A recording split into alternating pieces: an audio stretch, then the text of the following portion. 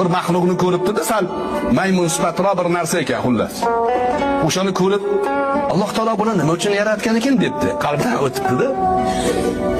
Nima hikmati bor ekan shuni debdi.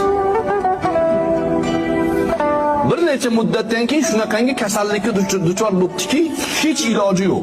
U doktorga borsa ham davosi yo'q, bu doktorga borsa ham davosi yo'q. Oxiri bitta tabib aytdi.